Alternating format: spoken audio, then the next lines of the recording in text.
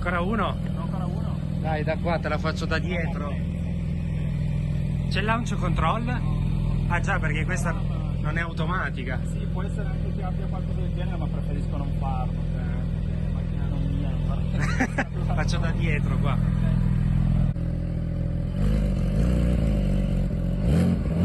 Ok.